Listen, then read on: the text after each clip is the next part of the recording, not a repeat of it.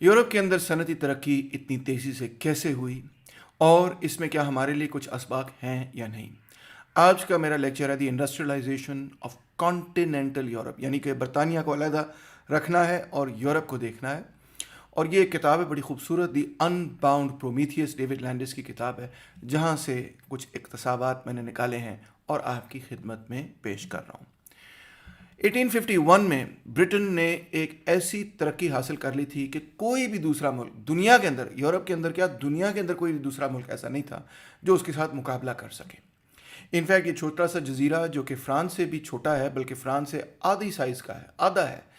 उसने वो इतनी तरक्की कर रहा था कि दुनिया की 2/3 कोल प्रोडक्शन और आधी आयरन की प्रोडक्शन और कपास की प्रोडक्शन सिर्फ और सिर्फ ब्रिटेन में ही हो रही थी। ब्रिटेन ने 1851 के अंदर हाइड पार्क के अंदर एक एग्जीबिशन लॉन्च की, जिसके अंदर उन्होंने ये पहले क्रिस्टल पैलेस बनाया। क्रिस्टल पैलेस इसका नाम इसलिए था क्योंकि ये सिर्फ और सिर्फ ग्लास का बना हुआ था, यहाँ कोई ब्रिक्स वगैरह नहीं थी, स्टील और ग्लास का बना हुआ एक बड़ा सा उन्होंने पैलेस बनाया। और उस पैलेस के अंदर क्या किया, उन्होंने अपनी टेक्नोलॉजी को डिस्प्ले किया और फिर यूरोप से तमाम लोगों को बुलाया और कहा देखो ब्रिटेन ने कितनी तरक्की की है। ब्रिटेन की मर्चेंडाइज जो है वो तब दुनिया की तमाम मंडियों पर इस वक्त डोमिनेट करती थी और ब्रिटिश मैन्युफैक्चरर्स को कोई डर नहीं था, सनतकारों को कोई डर नहीं था कि हमसे कोई मुकाबला करके मंडी जो है छीन जाएगा। और यही वजह है कि पिछले 100 सालों से जो ब्रिटेन ने प्रोटेक्शनिस्ट ड्यूटीज़, बैरियर्स वगैरह ट्रेड में लगाए हुए थे, वो भी उन्होंने हटा दिए और उन्होंने कहा कि हमें इसकी कोई ज़रूरत नहीं कि हम अपनी इंडस्ट्री को प्रोटेक्ट करें, क्योंकि टेक्नोलॉजिकली हम इतने सबसे आगे हैं कि हमसे कोई मुकाबला कर ही नहीं सकता। अब दिलचस्प सवाल ये पैदा होता है कि बाकी यूरोप के अंदर इतनी तेज़ी से तरक्की 1851 तक क्यों नहीं हुई थी। यूरोप के अंदर ब्रिटेन ही क्यों था जो इतना आगे था और बाकी यूरोप जो है वो क्यों पीछे रहा। ब्रिटेन के हवाले से, उसकी इंडस्ट्रियलाइजेशन के हवाले से मैंने कई लेक्चर्स ऑलरेडी कर लिए हैं, वो आप इस सीरीज़ में ज़रूर देखिएगा। तो अब बात ये करते हैं कि यूरोप के अंदर लैग क्यों हुआ, डिले क्यों हुआ, उनको इतनी टाइम क्यों लगा कि वो ब्रिटेन के साथ कैचअप करें। इवेंचुअली तो वो कैचअप कर गए। आज तो आपको पता ही है कि यूरोपियन यूनियन जो है वो बहुत ही ताकतवर किस्म का ब्लॉक है, मगर उस पीरियड के अंदर यानी 19वीं सदी के अंदर और ख़ास तौर पे अर्ली 19th सेंचुरी के अंदर तो ऐसा नहीं था। तो इसकी क्या वजह है? एक तरफ तो ये बड़ी ताज्जुब की बात लगती है, क्यों? क्योंकि बेसिकली यूरोपियन सिविलाइजेशन और ब्रिटिश सिविलाइजेशन में कोई बहुत बड़ा और बुनियादी फ़र्क तो नहीं है। एक दूसरे के साथ बातचीत भी कर रहे हैं, कि किस्म की कल्चर भी उनका है, कि किस्म की का रिलीजन भी उनका था। और जो यूरोप के अंदर इन्फ्लुएंसेस थे, जिस तरह रेनेसांस का इन्फ्लुएंस है, उसने ब्रिटेन को मुतासर किया। ब्रिटेन के अंदर जो फ़लसफ़ा वगैरह पैदा हुआ, डेविड ह्यूम और लॉक और ये वो, उसका असर जो है वो यूरोप पे भी हुआ। तो कुछ मानों में तो और कुछ हवालों से तो यूरोप जो है वो ब्रिटेन से भी आगे था एजुकेशन के कुछ चीज़ों में, साइंस और एलीट की एजुकेशन में ख़ास तौर पे। इसमें कोई शक नहीं होना चाहिए कि यूरोप के अंदर ऐसे ऐसे बड़े बड़े इदारे थे, जिस तरह की यूनिवर्सिटी ऑफ पेरिस जैसे इदारे, जो कि ब्रिटेन की अच्छी से अच्छी यूनिवर्सिटियों से भी आगे थे। तो फिर क्या वजह है कि ब्रिटेन इतना आगे निकल गया और यूरोप बाकी पीछे रह गया। आखिरकार हम जैसे लोग तो यही सोचेंगे कि सबसे मुश्किल काम तो यही है ना, कि वो नई मशीन का इजाद करना, जैसे स्पिनिंग जेनी है या क्रॉम्पटन म्यूल है, वाटर फ्रेम है। ये नई वो मशीनें थीं जो कि टेक्सटाइल इंडस्ट्री को जिन्होंने रेवोल्यूशनाइज़ किया। तो अब ये तो इजाद हो चुकी थी, अगर ये इजाद हो चुकी थी और इनके पीछे जो साइंस थी वो तो समझ आ चुकी थी लोगों को और यूरोपियंस को, तो फिर क्या मसला था कि इतने साल क्यों लगे कि यूरोप ने कैचअप किया। इनफैक्ट आपको ये बताऊं कि अगर हम ब्रिटिश इंडस्ट्रियल रेवोल्यूशन की तारीख को देखें और वो उसको जज करें कि तकरीबन 1780 में ब्रिटिश इंडस्ट्रियल रेवोल्यूशन बड़ी तेज़ी से फैल रहा था, तो फिर हमें ये नज़र आएगा कि यूरोप के अंदर तो तकरीबन 100 साल और लग जाते हैं, या कम से कम 70 साल और लग जाते हैं। 1850 तक हमें ये नज़र नहीं आता कि यूरोप जो है वो कैचअप कर रहा है। 1850 के बाद हमें जाके ये नज़र आता है कि यूरोप कैचअप कर रहा है। तो क्या वजह है कि 70 साल गुजर गए और यूरोप जो है वो कैचअप नहीं कर सक रहा था। ये इसलिए भी अहम है क्योंकि हम एक थर्ड वर्ल्ड कंट्री के अंदर हैं और हम भी ऑब्वियसली यूरोप से और वेस्ट से काफ़ी पीछे हो चुके हैं। और मुसलमान दुनिया तो वैसे ही ये कहती रहती है कि हम बड़े बैकवर्ड रह चुके हैं, हम दुनिया की दौड़ के अंदर मुकाबला नहीं कर पा रहे हैं। तो हम भी इसी तरह पीछे हैं। हालांकि टेक्नोलॉजी अवेलेबल है, हम भी जानते हैं वो टेक्नोलॉजी क्या है, उसको सीख भी सकते हैं, मगर फिर भी क्या वजह है कि हम कैचअप नहीं कर पा रहे। शायद यूरोप के कैचअप के अंदर हमारे लिए भी कोई असबाब शामिल हो। सबसे पहले तो ये है कि देखते हैं कि वो क्या मुश्किलात थी जिसकी वजह से यूरोप कैचअप नहीं कर पा रहा था। اب انگلینڈ کے بارے میں تو یہ کہا جا سکتا ہے کہ انگلینڈ کے اندر بہت ساری کنالز ہیں، ریورز اور کنالز اتنے سارے ہیں، اور وہ ایک دوسرے کے ساتھ اس طرح جڑے ہوئے ہیں کہ بہت ساری جو منڈیاں تھیں اور مارکیٹس تھیں اور پروڈکشن یونٹس تھے، وہ ایک دوسرے کے ساتھ واٹر ویز کے تھرو کنیکٹ ہو گئے، بارجز واٹر ویز کے تھرو کنیکٹ ہو گئے، یعنی کہ اگر ایک علاقے کے اندر کوئی چیز پیدا کی جا رہی ہے تو دوسرے علاقے کے اندر وہ بیچی جا سکتی تھی اس طرح سے کہ اس کو کشتی پہ ڈالتے تھے اور کشتی کے ذریعے جو ہے اس کو ایک علاقے سے دوسرے علاقے لے جاتے تھے۔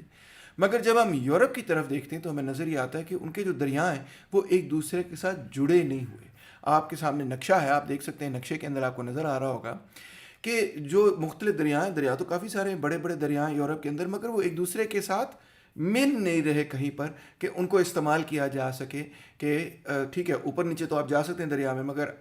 لیفٹ اور رائٹ اگر آپ کو جانا ہو، ایسٹ اور ویسٹ اگر آپ کو جانا ہو تو یورپ کے اندر یہ ممکن نہیں۔ اور یہی وجہ ہے کہ یورپ کے اندر جو مختلف علاقے تھے وہ ایک دوسرے سے سیگمنٹڈ تھے، ایک دوسرے سے علیحدہ تھے، ایک دوسرے سے آئسولیٹڈ تھے، ایک دوسرے سے اوٹارکک تھے۔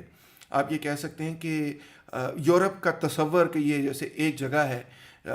یہ شاید جیوگرافی کے حوالے سے تو قائم ہو، مگر پولیٹیکل اکانومی کے حوالے سے یہ قائم نہیں تھا۔ یورپ کے اندر جو مختلف منڈیاں تھیں یا جو پروڈکشن سینٹرز تھے وہ ایک دوسرے کے ساتھ جڑے نہیں ہوئے تھے، بلکہ وہ سیگمنٹڈ تھے۔ دوسری بات تو یہ آبویس یہ ہے کہ یورپ بہت بڑا ہے، برٹن کے مقابلے کے اندر اس کی پاپولیشن بھی بڑی ہے، اس کی جیوگرافی بڑی ہے، اس کا سائز بھی بڑا ہے، اس میں ٹرین میں بھی بہت زیادہ مختلف چیزیں شامل ہیں، کہیں پہ پہاڑ ہیں تو کہیں پہ وادیاں ہیں وغیرہ وغیرہ۔ تو یہ اس ساری جیوگرافی کی وجہ سے اس پیریڈ کے اندر یعنی ارلی 19 سینچری کے اندر یا 18 سینچری کے اندر یورپ جو ہے وہ اس کی مارکیٹس جو تھیں، اس کی جو پروڈکشن سینٹرز جو تھیں، اس کی جو کمیونٹیز تھیں، اس کے اندر جو سوسائٹیز تھیں، وہ ایک دوسرے سے فریگمنٹڈ تھیں۔ اس حوالے سے تو نہیں کہ زبان شاید ایک بھی بولتے تھے، مگر اس حوالے سے ضرور کہ وہ اکنامکلی انٹیگریٹڈ نہیں تھا۔ پھر دوسری یہ بات تھی کہ لینکشائر جیسی کاؤنٹیز کے اندر آپ کو بہت ساری کول مل جاتی تھی، تو وہاں پہ کول سے استعمال کردہ انجنز وغیرہ بنانا آسان ہو گیا اور انہی کو استعمال کیا جا رہا تھا پھر انڈسٹریل ریولوشن کے لیے۔ جبکہ یورپ کے اندر کول کے جو ڈپازٹس ہیں وہ مختلف علاقوں کے اندر پھیلے ہوئے تھے، کوئی large concentration of coal deposits آپ کو ملتے نہیں تھے۔ اور اس کے ساتھ جہاں پہ آپ کو زیادہ ٹمبر ملتا تھا، یعنی کہ لکڑی اگری تھی، یعنی کہ فارسٹ وغیرہ تھے، تو وہاں پہ عجیب و غریب یہ سلسلہ تھا کہ وہاں سے جو لکڑی حاصل کی جاتی تھی اس کو اسی طرح سے استعمال کیا جا رہا تھا جس طرح سے ہزاروں سالوں کے لیے استعمال ہو رہی تھی وہ لکڑی، یعنی اس کی ٹیکنیک اور پروڈکشن کے اندر کوئی خاص تبدیلی نہیں تھی۔ سو ٹرانسپورٹ ایک بہت بڑا مسئلہ تھا۔ پھر یہ ہے کہ جہاں اگر آپ ایک علاقے سے دوسرے علاقے میں ٹرانسپورٹ اگر چیزیں لے کے جا رہے تھے، بائی روڈ اگر آپ لے کے جا رہے تھے، تو وہاں پہ جگہ جگہ آپ کو ٹول سٹیشنز ملتے تھے، اور یہ ٹول سٹیشنز آپ سے اتنے زیادہ پیسے وصول کر لیتے تھے کہ آپ سوچتے تھے کہ یار اس میں سے تو کوئی کمائی ہی نہیں بنے گی، تو لہٰذا لوگ پروڈیوس جو کرتے تھے وہ اپنی لوکل منڈی میں ہی بیچتے تھے، اور ایک دوسرے کے ساتھ کنیکشن جو ہے وہ کم تھا۔ جہاں اکنامکس میں کنیکشن کم تھا وہاں پہ پالیٹکس میں بھی اسی طرح جو یورپ کی باؤنڈریز تھیں وہ تتر بتر تقسیم شدہ تھیں۔ یہ ہے map of the Holy Roman Empire جو 1789 سے تصویر لی گئی ہے، اور آپ دیکھ سکتے ہیں کہ کانٹیننٹل یورپ کے اندر مختلف قسم کے چھوٹے چھوٹے کنگڈمز تھے، چھوٹے قسم کے آرچ ڈچیز تھیں، پرنسپیلٹیز تھیں، سٹیز تھیں، ادر فارمز آف سوورینٹی، یعنی سیاسی اعتبار سے یورپ جو ہے وہ چھوٹے چھوٹے حصوں کے اندر تقسیم تھا۔ ہر چھوٹے سے علاقے کے اندر اپنی ایک قسم کی چھوٹی موٹی بادشاہت ہوتی تھی، یا اگر بادشاہت نہیں ہوتی تھی تو کسی نہ کسی قسم کا کوئی حکمرانی ہوا کرتی تھی، وہاں کے بڑے بڑے فیوڈل لارڈز وغیرہ چند جگہ اکٹھے ہو جاتے تھے، تو لہٰذا وہاں پہ اپنی قسم کی کسٹم ڈیوٹیز بن جاتی تھیں، اپنی قسم کا سٹینڈرڈ، اپنی قسم کی کرنسی، اپنی قسم کے قوانین وغیرہ وغیرہ بن جاتے تھے۔ تو یہ بہت ساری انفارمل پولیٹیکل باؤنڈریز بھی موجود تھیں۔ ایک طرف تو اکنامک باؤنڈریز اور جیوگرافک باؤنڈریز موجود ہیں ہی، تو دوسری طرف پولیٹیکلی بھی ہولی رومن ایمپائر خاص طور پہ بہت سارے مختلف ایریاز کے اندر تقسیم تھا۔ یہ ہولی رومن ایمپائر کیا ہے؟ یہ سارا وہ علاقہ ہے جو بعد میں جرمنی، آسٹرو ہنگری وغیرہ، یہ سارا جو علاقہ مین کانٹیننٹل یورپ کا بنتا ہے۔ پھر یہ ہے کہ کہیں کہیں جو سیاستدان تھے، اس زمانے کے بادشاہ وغیرہ تھے، یا اس زمانے کے ڈچیز وغیرہ تھے، یا پرنسپیلٹیز تھیں، وہ بھی جان بوجھ کے تجارت کو تھوڑا سا دبا کے رکھتے تھے۔ کیونکہ وہ بیسکلی لینڈڈ لوگ تھے، وہ فیوڈل لوگ تھے، ان کی جو پاور اور پریسٹیج ہوا کرتی تھی وہ زمین سے اخذ کردہ تھی، اور وہ یہ سمجھتے تھے کہ یہ تجارت وغیرہ والا کام یہ تو نیچ لوگوں کا کام ہے، یہ تو عام لوگوں کا کام ہے، تو ان کو وہ ذرا دبا کے بھی رکھتے تھے، ٹیکس ٹوکس بھی خوب ان سے لیتے تھے، تو اس وجہ سے تجارت کی ڈیولپمنٹ کانٹیننٹل یورپ پر سلو تھی۔ ایک اور فیکٹر ہے جو کہ بہت ہی obvious ہے، اور وہ یہ ہے کہ تجارت وہیں پر تیزی سے پھیلی جہاں پر یا تو کوئی ریور سسٹم تھا جس کے ذریعے آپ تجارت کر سکتے تھے، یا پھر ایسے سمندر تھے جو کہ بہت زیادہ مشکل سمندر نہیں تھے، ذرا کام سیز تھیں، تو وہاں پہ تجارت تیزی سے پھیل سکتی تھی۔ مثال طور پہ میڈیٹرینین سی کے اندر تجارت ہمیشہ بڑی تیزی سے پھیلی، اسی لیے جو میڈیٹرینین نیشنز ہیں انہوں نے بڑی اچھی اچھی کشتیاں بھی بنانی سیکھ لیں۔ اسی طرح نارتھ سی کے اندر تجارت بڑی تیزی سے پھیلی۔ انگلینڈ جو ہے وہ تو بذات خود، یا برٹن جو ہے وہ تو بذات خود ایک آئی لینڈ تھا، تو اس نے ٹریڈ تو کرنا ہی تھا، اس وجہ سے اس نے اپنی سمندری جہاز وغیرہ بنائے۔ اسی طرح پورچوگل اور اسپین نے بھی اپنے سمندری جہاز وغیرہ بنائے۔ مگر یہ جو ہولی رومن امپائر ہے، جو کانٹیننٹل یورپ ہے، جو یورپ کا بگ لینڈ میس ہے، یہاں پہ تاجر طبقہ نسبتاً کمزور اسی لیے تھا کیونکہ یہاں پہ تجارت ہی نسبتاً کمزور تھی۔ پہلے جو تاجر طاقتور ہوئے، مضبوط ہوئے اور امیر ہوئے، وہ تاجر تھے جو کہ سمندروں کے ساتھ جڑے ہوئے تھے۔ اور کانٹیننٹل یورپ جو ہے کیونکہ ایک بڑا سا لینڈ میس ہے، تو یہاں پہ بہت سارے ایسے علاقے تھے جو کہ آپ کہہ سکتے ہیں لینڈ لاک تھے، اسی وجہ سے یہاں پہ تاجر بھی اتنی مضبوط نظر نہیں آتے تھے۔ پھر اس کے ساتھ ساتھ بہت سارے سماجی اور لمیٹیشنز تھیں، یعنی کہ بلاکس تھے، یعنی کہ بہت سارے سماجی ایسا کلچر تھا جو کہ تجارت کو سپورٹ نہیں کر رہا تھا۔ کچھ انسٹیٹیوشنل ارینجمنٹس ایسی تھیں کہ جو تجارت کو سپورٹ نہیں کرتی تھیں۔ یورپ کے کانٹیننٹل یورپ کے بارے میں ایک بات کہی جاتی ہے، اور وہ یہ کہ اس میں بڑی ڈیپ ہاریزونٹل فشرز تھے۔ اس سے مراد یہ ہے کہ جو طبقاتی تقسیم تھی وہ اس قسم کی تھی کہ ہر بندے کا اپنا کوئی نہ کوئی کام تھا، اور کوئی بندے کو اجازت نہیں تھی کہ میرے کام کے اندر کوئی کسی قسم کی آپ مداخلت کریں۔ مثال کے طور پہ ایک طرف جو ہے وہ آپ کے پاس نوبلٹی اور ایرسٹوکریسی وغیرہ تھی، اور نوبلٹی اور ایرسٹوکریسی یہ کہتی تھی کہ یہ جو عام لوگ ہیں، جو پبلک ہے، جو غریب ہیں، ان کو ذرا دور ہی رکھو ان کے ساتھ، اور ان کے مختلف کاموں کے اندر ہم نے کام نہیں کرنا۔ تو لہٰذا جو منڈی تھی وہ انتہائی ریسٹرکٹڈ تھی، یعنی کہ اگر آپ نے کوئی چیز بنائی ہے تو آپ صرف اور صرف وہ انکریڈبلی امیر لوگوں کو ہی بیچ سکتے تھے۔ میسز جو پبلک کے تھے، جو عام پور لوگ تھے، وہ نہ صرف بہت ہی زیادہ غریب تھے، بلکہ ان کے بارے میں یہ بھی کہا جا سکتا ہے کہ منڈی کے اندر ان کا کوئی کردار ہی نہیں تھا، ان کے پاس پیسے ہی نہیں ہوتے تھے کہ وہ منڈی میں جا کے کوئی چیز خریدیں۔ پاکستان کے حوالے سے بھی ہم یہ کہہ سکتے ہیں کہ پاکستان کی جو منڈیاں ہیں وہ بھی بہت ہی شیلو ہیں۔ شیلو منڈی سے مراد یہ ہے کہ امیر طبقہ تو خرید و فروخت کرتا ہے، خرید سکتا ہے، مگر غریب طبقے کے پاس اتنے پیسے نہیں ہیں کہ وہ لارج سکیل انڈسٹری کو سپورٹ کر سکے۔ غریب طبقہ جو ہے اس کے پاس اتنی انکم ہی نہیں ہے کہ وہ اس تعداد میں چیزیں خرید سکے کہ جس کے نتیجے میں لارج سکیل انڈسٹری قائم ہو سکے۔ اب کلاس پریجڈس بڑا اسٹرانگ تھا، اور کلاس پریجڈس کے حوالے سے کئی دفعہ قوانین بھی ایسے تھے کہ بھئی ایک طرف نوبلٹی ہے، دوسری طرف برجرز ہیں۔ برجرز کا مطلب ہے وہ سرفس جو کہ پھر بعد میں تاجر بنے، اور تاجر بننے کے بعد آگے جا کے سرمایہ دار بنے، وہ بالکل علیحدہ تھے۔ پھر اس کے بعد کسان تھے، پیزنٹس تھے، سرفس تھے، وہ بالکل علیحدہ تھے، اور ایک دوسرے کے ساتھ ان کی کوئی انٹر منگلنگ نہیں تھی۔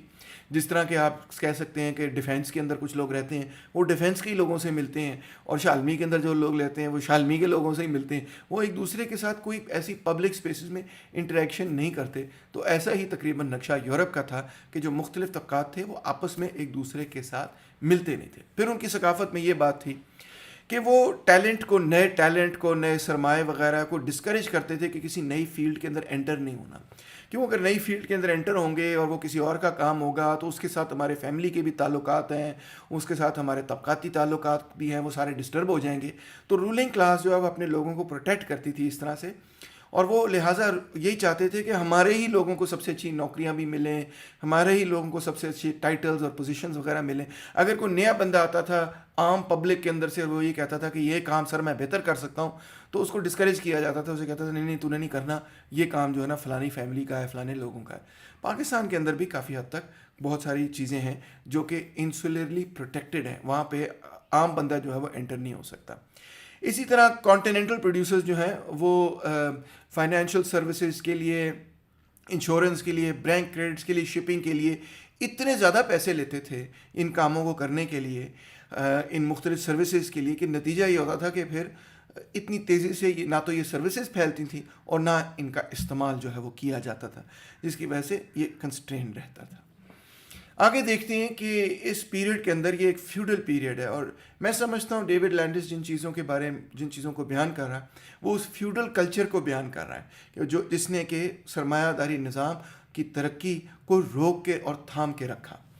کیپٹل ایکیومولیشن جو بزنس میں ہو بھی رہی تھی وہ زیادہ تر چلی جاتی تھی کن چیزوں میں؟ زمین کے اندر، ریئل اسٹیٹ کے اندر، کیونکہ وہاں پہ فیوڈل سوسائٹی کے اندر جو اصل اسٹیٹس اور پاور آپ کو ملتا تھا وہ تو زمین کے ساتھ جڑا ہوتا تھا. اگر آپ کے پاس لینڈڈ پراپرٹی نہیں ہوتی تھی، ڈزنٹ میٹر کہ آپ کے پاس پیسے بہت زیادہ ہوں، پیسے سے آپ کو سوشل سٹیٹس نہیں ملتا تھا، زمین کے ساتھ سوشل سٹیٹس جڑا ہوا تھا. تو لہٰذا لوگوں کے پاس جب پیسے آتے بھی تھے تو وہ اس سے زمین خریدنے میں استعمال کر دیتے تھے یا آفس خریدنے میں استعمال کر دیتے تھے کہ مجھے کوئی ٹائٹل وغیرہ مل جائے کہ میں جی ڈیوک آف فلانا ہوں، میں جی فلانا ہوں، یہ ٹائٹل مل جائے. ایرسٹوکریٹک سٹیٹس زیادہ ضروری تھا بجائے اس کے کہ پیسہ آپ بنائیں. پیسہ اتنا اہم نہیں تھا جتنا سٹیٹس ضروری تھا، اور سٹیٹس جو ہے وہ لینڈ کے ساتھ جڑا ہوا تھا. اور یہی وجہ تھی کہ وہاں پہ لوگ اپنے جو دولت کماتے تھے اس کو انویسٹ کرنے کے بجائے اس سے زمین اور ٹائٹلز اور ایرسٹوکریٹک سٹیٹس حاصل کرنے کی کوشش کرتے تھے. مزید یہ کہ جو پیداوار ہو بھی رہی تھی اس پہ گلڈز کا بڑا کنٹرول تھا. گلڈ جو ہے وہ ایک استاد شاگردی والا قسم کا ایک ادارہ تھا جس کے اندر استاد کی اجازت کے بغیر شاگرد جو ہے وہ کوئی کام نہیں کر سکتا تھا. استاد ہی بتاتا تھا کہ کس طرح سے کام کیا جائے، اور گلڈ جو ہے وہ کئی استادوں کا ایک ادارہ ہوا کرتا تھا جو آپس میں طے کر لیتے تھے کہ ہم نے اتنی پیداوار کرنی ہے، آپ نے اتنی کرنی ہے، آپ نے اتنی کرنی ہے، آپ نے اتنی کرنی. یہ طریقہ ہوگا پیداوار کا، اور پیداوار جو ہوگی وہ اس منڈی کے اندر بکے گی، اتنے بجے سے اتنے بجے تک بکے گی. یعنی کہ ان کے اندر جو پیداوار کا پورا ایک نظام تھا وہ استاد اور گلڈز کنٹرول کیا کرتے تھے. تو اس کا مطلب یہ تھا کہ وہاں پہ competition, free competition, open competition وغیرہ نہیں ہوا کرتا تھا، اور ٹیکنیک آف پروڈکشن کے اندر کوئی بہت بڑی تبدیلی کرنا بڑا مشکل کام تھا، کیونکہ استادوں کے خلاف آپ کو جانا پڑتا تھا، اور ساری قوت اور اختیارات جو ہیں وہ تو استاد کے پاس ہوتے تھے. پھر یہ کہ یورپین سوسائٹی اس پیریڈ کی یہ سمجھتی تھی کہ اسٹیبلٹی بہت ہی امپورٹنٹ چیز ہے. وہ یہ کہتے تھے رسک ان انویسٹمنٹ نہیں کرنا، اور ڈسکریج کرتے تھے اس چیز کو، چاہے لانگ ٹرم انویسٹمنٹ ہو یا شارٹ ٹرم انویسٹمنٹ ہو. وہ یہ کہتے تھے کہ بہت بڑا کوئی رسک نہیں لینا، بلکہ اسٹیبلٹی کی طرف جانا ہے، ایسا کام کرنا ہے جس میں سے کوئی شارٹ ہمیں ریٹرن ملے، چاہے ریٹرن کم بھی ہو. جس طرح پاکستانی اکثر جو ہیں ہم لینڈ، ریئل اسٹیٹ وغیرہ کے اندر انویسٹ کرتے ہیں اور یہ کہتے ہیں کہ بھئی یہ نان رسکی وینچر ہے. فیکٹری لگانا جو ہے یہ تو بڑا رسکی وینچر، اس لیے فیکٹری نہیں میں لگاؤں گا، میں زمین خرید لوں گا، گھر خرید لوں گا وغیرہ وغیرہ. اور پھر قرضہ نہیں وہ لیتے تھے. وہ یہ کہتے تھے کہ بھئی بینکوں سے قرضہ نہیں لینا، یہ تو بڑے سود خور قسم کے لوگ ہیں، تو ان سے قرضہ نہیں لینا. تو اس کا نتیجہ یہ ہوتا تھا کہ کوئی بھی انٹرپرائز یا فرم ہو، کوئی بھی بزنس ہو، اس کو خود اپنے پیسے ریز کرنے، اگر وہ ایکسپینشن کرنا چاہے تو خود ہی وہ اپنے پروفٹس میں سے پیسے بچائے اور پیسے بچا کے پھر دوسری فیکٹری لگائے. اس کا مطلب یہ تھا کہ آبویسلی نئی فیکٹریاں جو ہیں بڑی سلو لگیں گی. جب بینکنگ اور فائنینس انٹر ہو جاتی ہے تو وہاں پہ بہت سارے لوگ، سوسائٹی کے لوگ جو ہیں بینکوں کے اندر اپنا پیسہ ڈال دیتے ہیں، اور وہ پیسہ جب ڈالتے ہیں تو وہیں سے بینکس جو ہیں پیسے آگے قرضوں کی شکل میں لوگوں کو دے دیتے ہیں. تو اس طرح وہ بینکس ایک کریڈٹ موبلائزر کا کردار ادا کرتے ہیں، اور وہ جب کسی سرمایہ دار کو بڑا سا لون دیں گے تو اس کے نتیجے میں تیزی سے نئی فیکٹریاں جو ہیں وہ قائم کی جا سکتی ہیں. فائنانس کیپٹل کا بنیادی یہی کردار ہے کہ وہ کریڈٹ کو موبلائز کر کے تو پھر سرمایہ داروں کو پکڑاتا ہے تاکہ وہ نئی فیکٹریاں لگا سکیں. تو یہاں پہ کیونکہ رسک ورژن تھی اور اینٹی یوزری لاز وغیرہ بھی تھے، اور لوگ سمجھتے تھے، فیوڈل طبقہ یہ سمجھتا تھا کہ یہ جو یوزرس قسم کے لوگ ہیں جو قرض یہ ہمیں مقروض کر دیتے ہیں، اور وہ کرتے بھی تھے فرینکلی، تو لہٰذا ان کے پاس بینکوں شینکوں کے پاس نہیں جانا. تو لہٰذا یہ معاملہ تھا کہ انوویشن اتنی زیادہ نہیں ہو رہی تھی. انفیکٹ جو کرافٹسمن بھی تھے، جو کاریگر بھی تھے، وہ بھی یہ کہتے تھے کہ ان کے اپنے ٹولز ہوتے تھے، ان کے اپنے میتھڈز ہوتے تھے، اور وہ بڑے ریلکٹنٹ تھے اس معاملے میں کہ وہ کوئی نئی مشینری جو استعمال کریں. سب سے امپورٹنٹ بات تو یہ کہ ان کو اچھی طرح یہ بات معلوم تھی اور حقیقت پر مبنی تھی یہ بات کہ اگر وہ اپنے استاد شاگردی والا ریلیشن شپ توڑ دیں اور مشینیں بلا لیں تو پھر بھائی وہ تو خود ختم ہو جائیں گے، ان کی کاریگری تو ختم ہو جائے گی. مشین وہ کام کرنا شروع کر دے گی جو کاریگر کرتا ہے. تو کاریگر یہ کہتے تھے کہ نہیں، مشین کی کوئی ضرورت نہیں ہے، میں خود اپنے ہاتھ سے یہ چیز بناؤں گا، فرنیچر بناؤں گا، جوتے بناؤں گا، مشین یہ کام نہیں کرے گی، کپڑا بھی میں خود اپنے ہاتھ سے بنوں گا وغیرہ وغیرہ. تو لہٰذا جو یہ مختلف کاریگر تھے وہ یہی چاہتے تھے کہ مشینری یورپ کے اندر آئے. اسی طرح جو بہت سارے کسان طبقے کے لوگ تھے، پیزنٹس تھے، وہ بھی انتہائی میکنائزیشن کی مخالفت کرتے تھے، کیونکہ ان کو بھی یہ بات اچھی طرح معلوم تھی کہ اگر میکنائزیشن ہوئی تو ہم بے روزگار ہو جائیں گے۔ یہ وہ بات غلط نہیں کہہ رہے تھے، میکنائزیشن کے نتیجے میں ظاہری بات ہے کہ جو ان کا ٹریڈیشنل روزگار ہے وہ ان کے ہاتھ سے چھن جانا تھا، ختم ہو جانا تھا۔ مگر میکنائزیشن کے بغیر، صنعت کاری کے بغیر، مشین ٹیکنالوجی کے بغیر ظاہری بات ہے کہ یورپ پھر آگے سماجی اور خاص طور پہ معاشی ترقی بھی نہیں کر سکتا تھا۔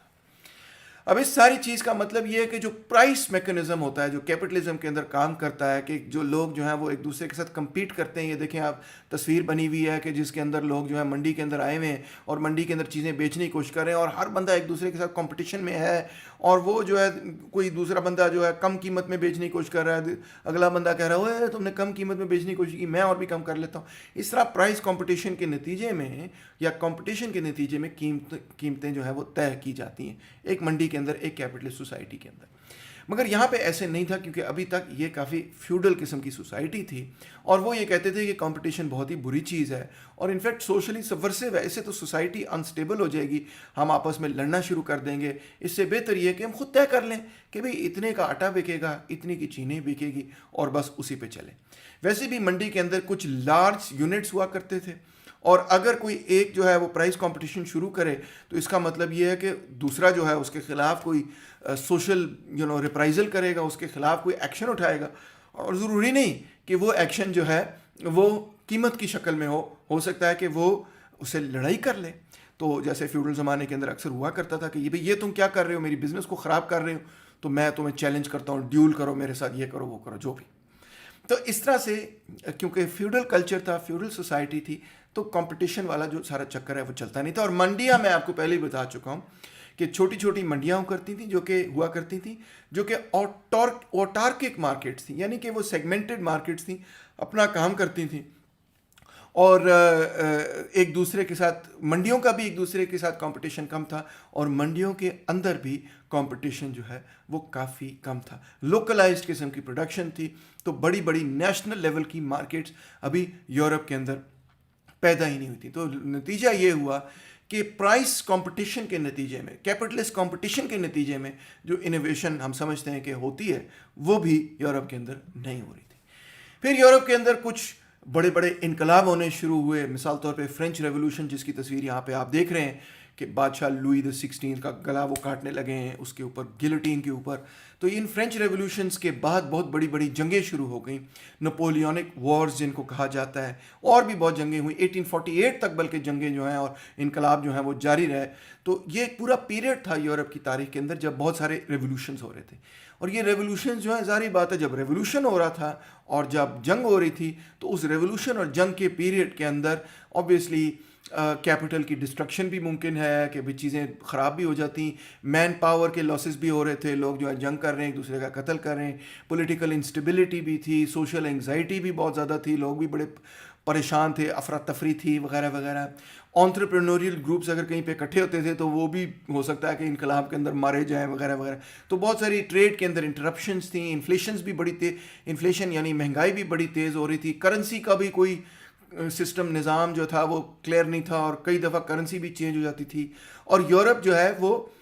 کٹ گیا، ایک دوسرے سے بھی کٹ گیا اور برٹن سے بھی کٹ گیا، اور نتیجہ یہ ہوا کہ جو نئی ٹیکنیکس تھیں اور نئی ٹیکنالوجی تھی وہ برٹن سے یورپ نہ آ سکیں۔ یہ بھی ایک مومنٹری قسم کا آپ کہہ لیں انٹرپشن تھی۔ پھر انقلاب کے بعد بھی کئی چیزیں جو تھیں وہ آڑے آتی رہیں، کہ مثال کے طور پہ جب نئی ٹیکنالوجی برٹن سے آتی بھی تھی تو ہو سکتا ہے کہ وہ یورپ کے حالات کے مطابق نہیں تھی، وہ استعمال نہیں کی جا سکتی تھی، اکثر وہ اتنی بڑی ہوتی تھی، مشینری اتنی بڑی تھی، یورپ ابھی اتنا پسماندہ تھا کہ اس کو استعمال کرنا نہیں آتا تھا، استعمال کرنا آتا تھا تو یورپ کی منڈی جو ہے وہ اس کو ابزارب نہیں کر سکتی تھی نئی پیداوار کو وغیرہ وغیرہ۔ تو اس طرح کے بھی کافی سارے مسئلے مسائل تھے، سائز کے حوالے سے، اسکیل کے حوالے سے، انیشل لمپ آف انویسٹمنٹ بہت بڑی چاہیے تھی، کوئی بندہ اتنا رئیس نہیں تھا کہ وہ اتنی بڑی فیکٹری وغیرہ لگا سکے، اور پھر رسک بھی تھا کہ میں اتنا سارا اپنا سرمایے سے اتنی بڑی فیکٹری لگا دوں، وہ چلے ہی نہ، ابھی انقلاب ہو رہے ہیں، جنگ ہو رہی ہے، کچھ بھی ہو سکتا ہے۔ تو لہٰذا لوگ جو ہے اس پیریڈ کے اندر انویسٹمنٹ کرنے کے لیے بھی تیار نہیں تھے. چھوٹے چھوٹے پلانٹس لگانے کی پریفرنس تھی اور وہ چھوٹے چھوٹے پلانٹس لگاتے تھے, اور وہاں پہ مشینری جو ہے وہ بھی پرانی مشینری تھی, اور ان کو پتہ تھا کہ یہ مشینری پرانی, مگر وہی کہتے تھے بھائی ہمارے لیے, ہمارے اسکیل کے لیے, ہماری منڈی کے حساب سے لیے پرانی مشینری ہی ٹھیک ہے, اور ہم نئی مشینری استعمال نہیں کریں گے. 1815 کے بعد جا کے اب یعنی کہ 1760 اور 70-80 میں انڈسٹریل ریولوشن شروع ہو چکا ہے برٹن کے اندر. 1815 کے بعد جا کے یورپ کے اندر ٹیکنیک اور پروڈکشن کے اعتبار سے یورپ کیچ اپ کرنا شروع کرتا ہے, اور کیچ اپ اس وجہ سے کرنا شروع کرتا ہے کہ اب یورپ کے اندر بڑا ہی ڈفرینٹ پروسیس ہوتا ہے. جو انگلینڈ کے اندر پروسیس ہوا وہ تو بڑا ڈفرینٹ تھا. اس کے اندر تو دیکھیں نا, ریاست اپنی ایک فیوڈل قسم کی ریاست تھی, نیچے سے سرمایہ دار طبقے کے اندر لوگ پیدا ہوئے, کرامپٹن جیسے لوگ وغیرہ جو کہ امیر لوگ نہیں تھے, انہوں نے نئی مشینری وغیرہ بنائی, اور وہ اس نئی مشینری کے ساتھ انہوں نے چھوٹے چھوٹے پہلے پلانٹس بنائے, اور اس سے آہستہ آہستہ ترقی کرتے کرتے وہ آگے گئے. مگر یورپ کے اندر جو انڈسٹریلائزیشن اس نے بالکل ایک مختلف رخ اپنایا, اور وہ مختلف رخ یہ تھا کہ یہاں پہ جو انڈسٹریلائزیشن ہوئی, یہاں پہ ریاست نے یہ سوچا کہ یار برطانیہ تو بہت آگے نکل گیا ہے, تو ہمیں اس کے ساتھ کیچ اپ کرنے کی ضرورت ہے. تو ریاست نے ایک قسم کی ٹاپ ڈاؤن فورسڈ انڈسٹریلائزیشن شروع کی. زبردستی انہوں نے کہا کہ نہیں, ہمیں انڈسٹریلائز کرنا پڑے گا. اس کی سب سے بڑی مثال تو آٹو ون بسمارک کی دی جاتی ہے, جو کہ جرمنی کے چانسلر تھے, اور انہوں نے تیزی سے ایک انڈسٹریلائزیشن کا پروگرام شروع کیا. شروع میں تو یہ پروگرامز بہت زیادہ کامیاب نہیں تھے, سچی بات ہے. آٹو ون بسمارک کا پروگرام تو بہت کامیاب تھا, مگر باقی جو کئی جگہوں پہ کیے جا رہے تھے, اسٹیٹ اسسٹنس دی جا رہی تھی وغیرہ وغیرہ, مگر اتنے بڑے پیمانے پہ شروع کے پیریڈ کے اندر شاید وہ اتنے کامیاب نہیں تھے. مگر کیوں کامیاب نہیں تھے؟ ایک تو اس وجہ سے کامیاب نہیں تھے کہ اس زمانے کی جو ریاستیں تھیں, نہ تو ان کے پاس یہ کیپیسٹی تھی کہ وہ پلاننگ کر سکیں, نہ ان کے پاس اعداد و شمار تھے, نہ ان کے پاس اسٹیٹسٹکس تھے, ایون ان کے پاس کنسیپچول ٹولز بھی نہیں تھے. ان کو سمجھ بھی نہیں آتی تھی کہ اکانومی کو پلان کیسے کرنا ہے, کیسے نہیں کرنا, اسٹیٹسٹیکل ڈیٹا, امپیریکل ڈیٹا وغیرہ اس طرح کی چیزیں ساری تھی نہیں. تو اور پھر آخر میں یہ کہ جب وہ کرتے بھی تھے اور کامیابی سے بھی کرتے تھے, تو اکثر وہ کیا چیزیں بناتے تھے؟ لگژری گڈز بناتے تھے. ایسی چیزیں نہیں بناتے تھے جس کے نتیجے میں معاشی ترقی ہو, بلکہ اسی ایلیٹ کے لیے, چھوٹی سی ایلیٹ کے لیے چھوٹی موٹی پیداوار کر کے منافع کما لینا. تو لہٰذا شروع والے جو یہ ایفرٹس تھے وہ زیادہ کامیاب نہیں تھے, مگر آہستہ آہستہ یہ ایفرٹس کامیاب ہونے شروع ہوئے. اور آہستہ آہستہ ایک دفعہ جب انڈسٹریلائزیشن کی حوالے سے لوگوں کو تھوڑی سی سوجھ بوجھ آنی شروع ہو گئی آپ کہہ لیں, تو پھر انہوں نے سوچنا شروع کیا کہ کس طرح سے ہم اس کو پروموٹ کر سکتے ہیں. ایڈن ٹریٹی آف 1786 کے اندر فرانس نے اپنی منڈی کو مثال طور پہ کھول دیا, اور یہ کہا کہ ہم برٹش کاٹن کو منگائیں گے اور باہر سے چیزیں بھی منگانا شروع کریں گے, اور اپنی انڈسٹری کو کمپیٹیٹیو بنانے کی کوشش کریں گے. انقلابات کے حوالے سے, کیونکہ انقلاب کے دور کے اندر اور اس کے بعد جو جنگیں تھیں اس کے اندر تو یہ حقیقت ہے کہ بہت ساری چیزیں جو ہیں وہ کیوس کا شکار تھیں. مگر انقلاب یورپ کے اندر جو انقلاب ہوئے, فرینچ ریولوشن ہوا اور جو مختلف ریولوشنز ہوئے, انہوں نے ایک بہت ہی اہم کردار ادا کیا, اور وہ یہ کہ انہوں نے ایک دفعہ فائنلی فیوڈل مونارکی کو ختم کر دیا, فیوڈلزم کو ختم کر دیا, فیوڈل طبقے کو ختم کر دیا. اس جاگیردار طبقے کو جو کہ حکمران طبقہ بنا ہوا تھا, ان کو سیاسی اعتبار سے باہر نکال دیا, اور اس کے بعد ترقی جو ہے وہ تیزی سے آگے یورپ کے اندر بڑھنی شروع ہو گئی. فرانس کے اندر لوئے لی شاپلیئر آف 1791 کے اندر انہوں نے وہ تمام گلڈز توڑ دیے, انہوں نے لینڈ ریفارمز کر دیے, انہوں نے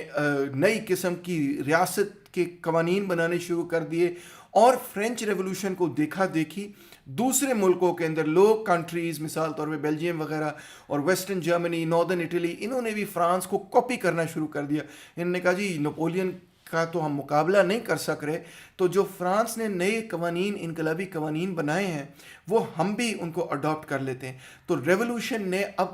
وہ جو کلاس سسٹم تھا اس کو توڑ دیا, اور پہلی دفعہ غریب آدمی جو ہے, عام آدمی جو ہے, مڈل کلاس کا بندہ جو ہے, اس کے اوپر جو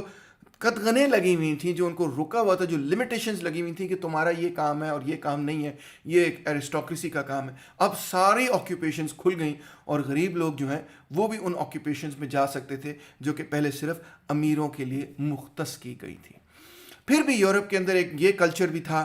کہ جو ان کے سرمایہ دار تھے وہ اپنے آپ کو ایک طرح سے مزدوروں کا فادر کہتے تھے, کہتے تھے کہ بھئی میں تو تمہارے باپ کی طرح ہوں. بھئی اس کو کہتے ہیں پٹرنلسٹک مینوفیکچرر, پٹرنلزم تھا بڑا مینوفیکچررز کے اندر. یہ تصویر لگی ہوئی ہے جرمن انڈسٹریلسٹ کی اور انوینٹر کی, جو بڑے گریٹ انوینٹر تھے, سیمنز ان کا نام ہے, شاید آپ نے نام سنا ہو, بہت بڑا پھر انڈسٹریل امپائر وغیرہ بنا. مگر بہرحال کانٹیننٹ کے اندر جو کیپٹلسٹ تھا وہ یہ سمجھتا تھا کہ مزدور تو میری طرح میری ایک طرح کی فیملی کی طرح ہیں اور میں ان کا باپ ہوں وغیرہ وغیرہ.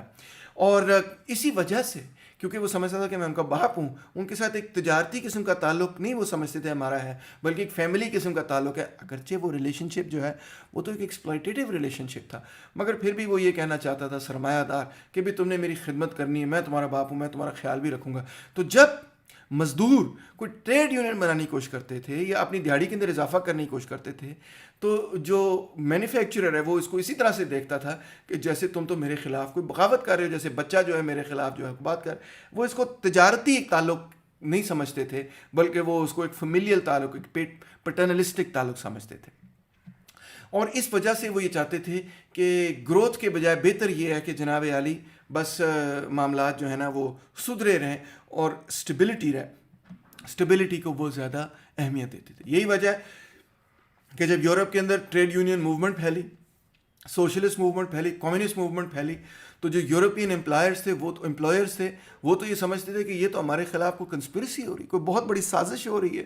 پبلک آرڈر کو تباہ کر رہے ہیں آپ, مورلز کو تباہ کر رہے ہیں. اسٹرائک کو تو وہ اس طرح سمجھتے تھے کہ جیسے تمہیں احساس نہیں کہ میں نے تمہارے لیے کیا کچھ نہیں کیا اور تم کیوں میرے خلاف ہڑتال کر رہے ہو. کوئی بھی ایفرٹ اگر مزدور جو ہے اپنی ویجز بڑھانے کی کوشش کرتے تھے تو وہ اسی طرح دیکھتے تھے جیسے کہ میرا بچہ جو ہے مجھے ہی آنکھیں دکھا رہا ہے, یہ کیسے ہو سکتا ہے, یہ تو ایک ایول چیز ہے اور اس کو تو ہم نے توڑ کے رکھنا ہے. تو لہٰذا اس پیریڈ کے اندر وہ ٹریڈ یونینز نہیں بننے دیتے تھے, لیفٹ کو قائم نہیں ہونے دیتے تھے, کمیونزم سوشلزم وغیرہ اس کو بڑا بروٹلی کرش کرتے تھے. یہ تصویر جو آپ دیکھ رہے ہیں یہ 1852 کے کلون کمیونسٹ ٹرائل کی تصویر ہے, جہاں پہ کمیونسٹ لیگ کے اوپر یہ ٹرائل کیا گیا, بالکل اسی طرح جس طرح 1952 کے اندر یہاں پہ پنڈی کنسپیریسی کیس ہوا جس میں فیض احمد فیض کو پکڑا گیا. تو 1852 کے اندر یہی کچھ 100 سال پہلے جرمنی کے اندر بھی اسی طرح ہو رہا تھا, اور ان کو یہ کہا کہ 1848 کی جو اپ رائزنگ ہوئی تھی اس میں آپ نے جو ہے حصہ لیا تھا, اس لیے آپ کے خلاف یہ قانون ہے. پھر 7 لوگوں کو سزا بھی دی گئی, 6 سال کی بامشقت قید وغیرہ کی سزا بھی دی گئی. تو یہ ایک مثال آپ کو دے رہا ہوں کہ کس طرح سے اس زمانے کے اندر لیبر موومنٹ کو, محنت کش تحریک کو جو ہے کچلا جاتا تھا, سمجھا جاتا تھا کہ یہ کفر ہے, یہ غلط چیز ہے, یہ اسٹیٹ کے خلاف ہے, یہ سماج کے خلاف ہے, یہ تہذیب کے خلاف. اگر ریاست کوئی نہ کوئی قانون انٹروڈیوس کرانے کی کوشش کرے, جس طرح فرانس کے اندر فیکٹری ایکٹ آف 1841 انٹروڈیوس کرایا گیا تھا, ابھی ایکٹ کو سنیں. اس ایکٹ کے تحت انہوں نے یہ کہا کہ مینوفیکچررز یعنی سرمایہ دار خود اپنے فیکٹری اپنے طبقے کے اندر سے ہی لوگوں کو چنیں گے جو کہ فیکٹری انسپیکٹرز بنیں گے اور فیکٹریز کو دیکھیں گے کہ بھئی قانون کو فالو کیا جا رہا ہے, لیبر لاز کو فالو کیا جا رہا ہے. یعنی صرف سرمایہ دار خود ہی چیک کرے گا کہ لیبر لا کو فالو کیا جا رہا ہے. اور یہ بھی قانون جو ہے سرمایہ داروں نے کامیاب نہیں ہونے دیا. Factory act of 1841 was a fiasco. کوئی اس میں والنٹیئر کرنے کے لیے نہیں تیار تھا, جو والنٹیئر کرتا تھا تو دوسرے اس کو کہتے تھے یار تو کیا کس کام چڑھ گیا ہے, دفع کر, اس کو ریزائن کر دے یہاں پہ. تو یہ کامیاب ہونے نہیں دیتے کسی قسم کی لیبر لیجسلیشن کو. ایون وہ لیبر لیجسلیشن جو سرمایہ دار نے خود اپنے اوپر امپوز کرنی ہے اس کو بھی وہ کامیاب نہیں ہونے دیتے تھے. بہرحال 1850 کے بعد ریاست کی ایفرٹ کے نتیجے میں اب تبدیلی نظر آنی شروع ہوئی, اور یہ پیریڈ ہے جس کو ہم کہتے ہیں دا سیکنڈ انڈسٹریل ریولوشن. 1850 سے لے کے 1873 یہ وہ وائٹل پیریڈ ہے جس کے اندر فرانس اور جرمنی خاص طور پر, باقی یورپ نے بھی کیچ اپ کرنا شروع کیا اور برٹن کے اس کا مقابلہ کرنا شروع کیا. اور وہ جو ٹیکنیکس آف پروڈکشن تھیں جو کہ برٹن کے اندر استعمال ہو رہی تھیں وہ یورپ نے بھی سیکھیں, اور ان کی بنیاد پر انڈسٹریل ریولوشن ہوا. برٹن کے مقابلے کا یورپ کے اندر بھی انڈسٹریل ریولوشن. اس کی سب سے اہم بات یہ ہے کہ جہاں پہ برٹن کے اندر کیپٹلزم جو ہے وہ ایک فری مارکیٹ طریقے سے پھیلا, تو یہاں پہ اندر یورپ کے اندر جو کیپٹلزم ہے وہ باقاعدہ ریاست نے ایک پلاننگ کے نتیجے میں انٹروڈیوس کرایا, اور تبھی وہ اس پلاننگ کے نتیجے میں جب انہوں نے انٹروڈیوس کرایا تو تبھی وہ برٹن کا مقابلہ کر سکتے تھے. یہ بالکل اسی طرح ہے جس طرح پاکستان کے اندر بھی جو سرمایہ داری نظام پھیلا وہ خودرو طریقے سے نہیں پھیلا. جو یہاں پہ صنعت ڈیولپ ہوئی, جو یہاں پہ انڈسٹری لگی, وہ خودرو طریقے سے نہیں لگی, بلکہ یہاں کی ریاست نے اسٹیٹ لیڈ کیپٹلسٹ ڈیولپمنٹ کی. ایوب خان کے پیریڈ کے اندر پڈک اور پکک ادارے ایسے تھے اور مختلف قسم کے ادارے تھے کہ جس میں ریاست نے سرمایہ داری نظام کو پش کیا، سرمایہ دار بنائے. وہ جو 22 بڑے بڑے خاندان تھے وہ ریاست نے بنا کر دی ان کو انڈسٹری، ایک طرح سے ان کو کھڑا کیا کہ سرمایہ دار بنو. تو یہی پروسیس یورپ کے اندر بھی ہونا تھا. اب ایک نئی جنریشن جو ہے وہ ڈیولپ ہونی شروع ہوئی. سب سے پہلے تو زولورین یعنی کہ جو جرمن سٹیٹس تھے ان کا ایک کسٹمز یونین بنا. جرمن سپیکنگ سٹیٹس تھے ان کا ایک یونین بنا کہ انہوں نے ایک دوسرے سے تجارت وغیرہ تیز کی، ٹرانسپورٹ بھی ذرا امپروو ہوا. 1840s کے اندر ایک نیو جنریشن آف انٹرپرینورز پیدا ہوئے جنہوں نے پہلی دفعہ جوائنٹ اسٹاک کمپنیز بنانی شروع کی. جوائنٹ اسٹاک کمپنی یہ ہوتی ہے کہ کئی سارے سرمایہ دار مل کر اپنا سرمایہ اکٹھا کر کے ایک کمپنی بناتے ہیں، اور جتنا سرمایہ آپ اس میں لے کے آئیں گے اتنے ہی آپ کے پاس اس میں شیئر ہوں گے. یہ وہ والے شیئر نہیں ہیں جو اسٹاک مارکیٹ پر آپ ڈالتے ہیں. جوائنٹ اسٹاک کمپنی کے اندر ہو سکتا ہے 5 10 20 سرمایہ دار اکٹھے ہوں، میٹنگ کریں، سارے سرمایہ اپنا پول کریں، ایک بورڈ وغیرہ بنائیں، اور اس بورڈ کے اندر اتنے ہی آپ کے ووٹ ہوں گے جتنے کہ آپ نے پیسے ڈالے ہیں، اور اس طرح کر کے ایک کمپنی بنائی جائے گی. جس طرح East India company, Dutch East India company, French East India company, یہ ساری کمپنیاں جو تھیں بنیادی طور پہ جوائنٹ اسٹاک کمپنیز تھیں. کسی ایک کی کمپنی نہیں تھی، 5 10 20 سرمایہ داروں کی مل کے کمپنی تھی. فرق اس میں اور اسٹاک مارکیٹ میں یہ ہے کہ اسٹاک مارکیٹ میں وہ پبلک کمپنی، اس کا مطلب یہ ہے کہ کوئی بھی بندہ جا کے اس میں شیئر خرید سکتا ہے. جوائنٹ اسٹاک کمپنی میں ایسا نہیں تھا. جوائنٹ اسٹاک کمپنی جو ہے اس کے اندر جو آپ کی آپس میں اگریمنٹ تھی انہی لوگوں کے شیئرز ہوا کرتے تھے. اب دنیا کے اندر جوائنٹ اسٹاک کمپنیز ختم ہو گئی ہیں. اب اسی طرح سے ہوتا ہے کہ لوگ جو ہیں پبلک کمپنی بن جاتے ہیں. پبلک کمپنی سے مطلب یہ کہ اپنے شیئرز، جو پہلے ایک پرائیویٹ کمپنی ہوتی ہے جب وہ پبلک جاتی ہے، امریکہ کے اندر اس کو کہتے ہیں گوئنگ پبلک، تو وہ اپنے شیئرز جو ہیں فلوٹ کر دیتے ہیں. پبلک کے اندر سے کوئی بھی وہ شیئرز خرید سکتا ہے. اب بہت سارے لیگل چینجز بھی یورپ کے اندر ہمیں نظر آنے شروع ہوئے. مثال کے طور پہ ربا پر اور سود پر جو پابندیاں تھیں وہ یورپین کنٹریز نے ڈراپ کرنی شروع کر دی. آپ بھی یہ سوچیں گے کہ بھئی یورپین کنٹریز کے اندر بھی سود اور ربا پر پابندی تھی. جی ہاں، کرسچینٹی کے اندر بھی سود لینا ٹوٹلی منع ہے، اور ایون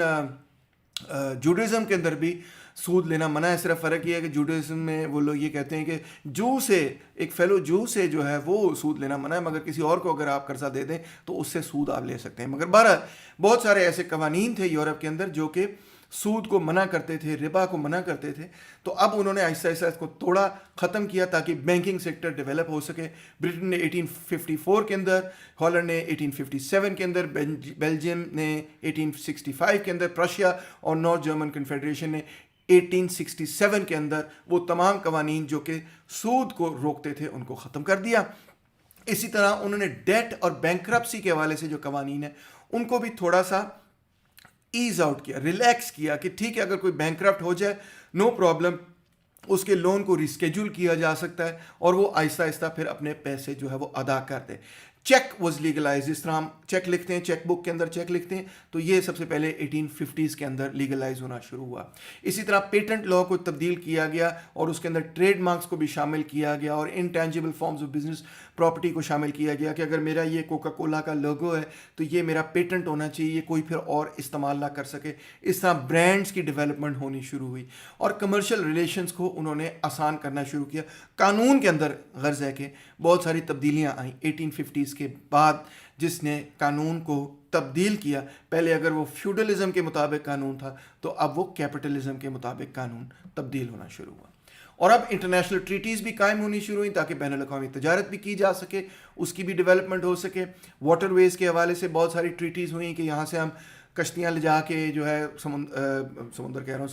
دریا سے کو استعمال کرتے ہوئے ایک ملک سے دوسرے ملک میں جا سکتے ہیں. اس طرح 1857 کے اندر ڈائنیوب کی ٹریٹی ہوئی، رائن کی ٹریٹی جو ہے وہ 61 کے اندر ہوئی، شیلڈ کی ٹریٹی 63 کے اندر، لوور ایل بی کی ٹریٹی 61 کے اندر، ایل بی کی ٹریٹی 63 اور 1870 کے اندر، Danish sound and channels became the Baltic and North seas کی ٹریٹی 1857 کے اندر. تو آپ دیکھ سکتے ہیں کہ 1850s کے اندر 1860s کے اندر بہت ساری ایسی ٹریٹیز ہوئیں جس کے نتیجے میں یورپ کہ مختلف ملکوں اور پرنسپیلٹیز اور مختلف چھوٹے چھوٹے اسٹیٹس اور اسٹیٹلٹس کے درمیان یہ پاسبل بنا کہ تجارت کی جا سکے. اور جیسے جیسے یہ تجارت پھیلنی شروع ہوئی تو ویسے ضروری یہ بھی بنا کہ بھی کرنسیز بھی ایک دوسرے کے ساتھ میچ ہو جائیں. اسی طرح جرمن یونین، تھیلر کا یونین بنا 1857 کے اندر، آسٹرین فلورن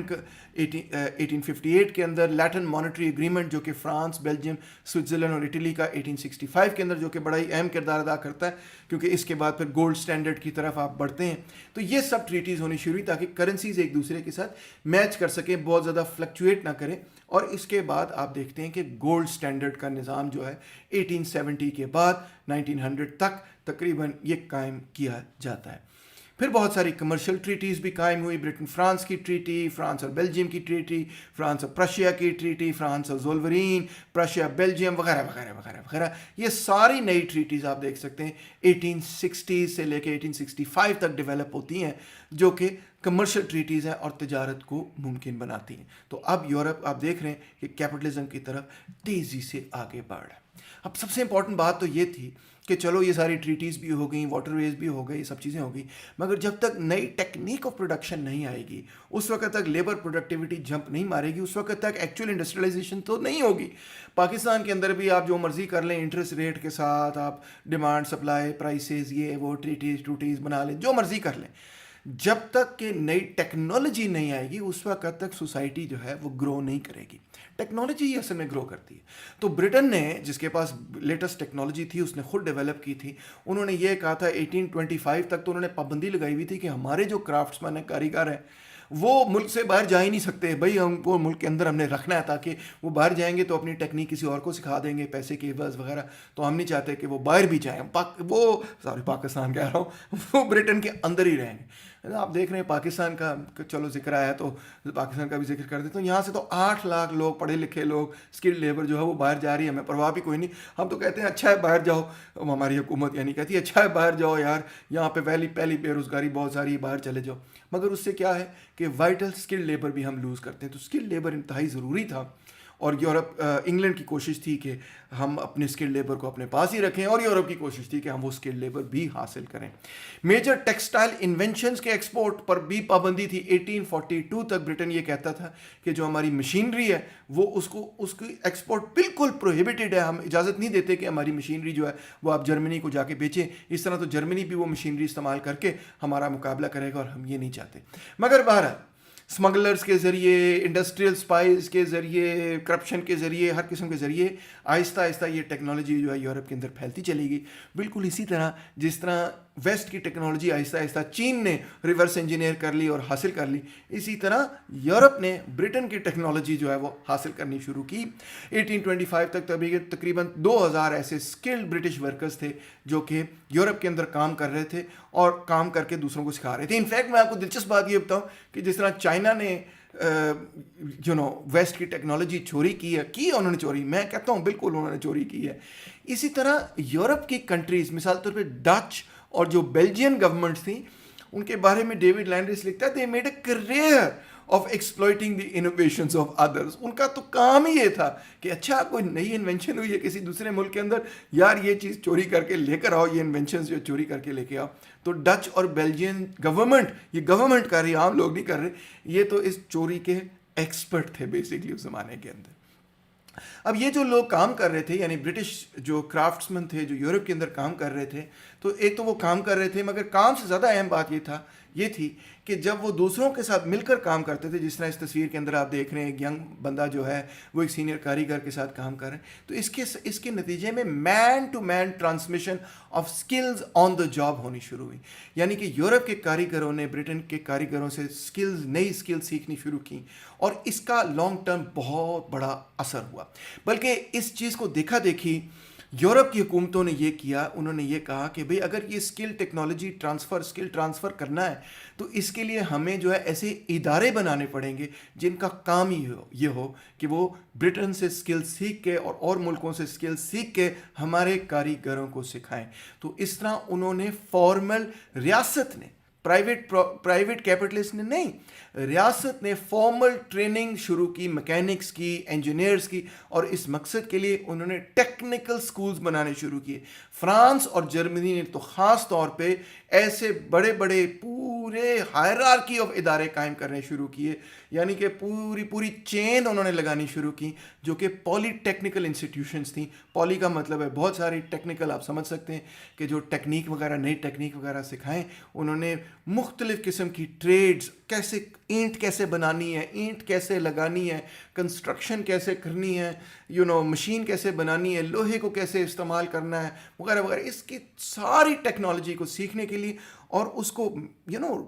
فزیکلی پریکٹیکلی کرنے کے لیے انہوں نے یہ ٹیکنیکل سینٹرز بنائے، اور یہ انتہائی کامیاب ثابت ہوئے اور انتہائی مفید ثابت ہوئے. ان کے بغیر یورپ کی جو انڈسٹریلائزیشن ہے وہ ناممکن بات تھی.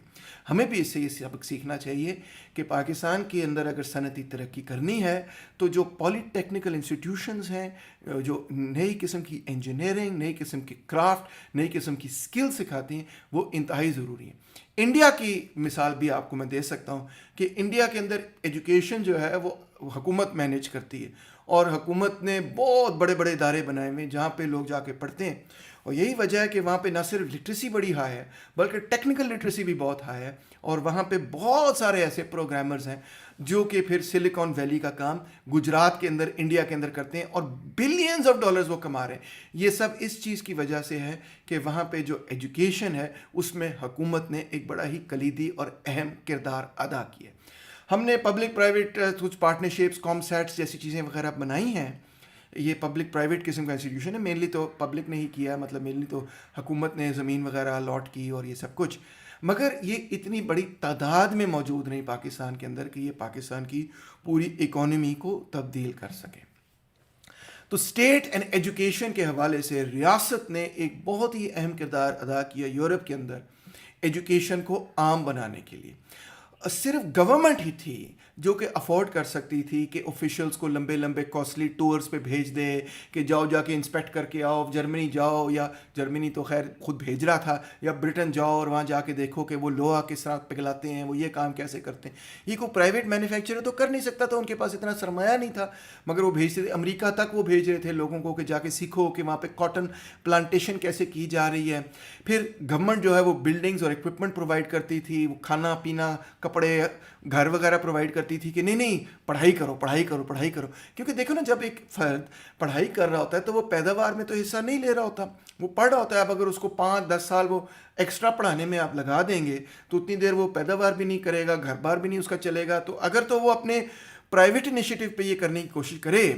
تو شاید وہ کوئی 4 پیسے جوڑ کے کر لے، یا چلو کوئی قرضہ لے لے، مگر پھر ظاہری بات ہے اتنے زیادہ لوگ یہ کام نہیں کر سکیں گے. اگر حکومت جو ہے وہ یہ کہے کہ ہم اسکالرشپس دیں گے، بھائی پڑھو اور پڑھو اور پڑھو، تو پھر وہ لوگ جو کہ یہ کام کر سکتے ہیں وہ بڑھ جائیں گے. میں اپنی مثال آپ کو دے سکتا ہوں کہ جو پی ایچ ڈی کی ڈگری ہے وہ میں نے پاکستان کی گورنمنٹ کی اسکالرشپ پر حاصل کی تھی، جو ہائر ایجوکیشن کمیشن کی اسکالرشپ ہے اس پر حاصل کی تھی. اگر وہ اسکالرشپ نہ ہوتی تو شاید میں خود بھی پی ایچ ڈی نہ کر سکتا، اور حکومت پاکستان کی صرف شرط یہ تھی کہ آپ نے جو ہے پی ایچ ڈی حاصل کرنے کے بعد پاکستان واپس آنا ہے اور کم از کم 5 سال پاکستان کے اندر پڑھانا ہے. 5 سال تو کیا، اب تو مجھے مطلب 1-2 دہائیاں گزر گئی ہیں، اور میں نے تو پبلکلی بھی لوگوں کو پڑھانا شروع کر دیا یوٹیوب وغیرہ پہ، جو کہ آپ فری اس سے فائدہ اٹھا سکتے ہیں. تو اس قسم کے پروگرامز کا انتہائی فائدہ تھا، اور یورپ کے اندر اسی قسم کے پروگرامز کے نتیجے کے اندر یورپ کے اندر جو تعلیم اور تربیت کا سلسلہ ہے وہ تیزی سے آگے بڑھا. اور دلچسپ بات یہ ہے کہ انہوں نے صرف یہ تعلیمی اداروں تک بات محدود نہیں رکھی، بلکہ انہوں نے یہ کہا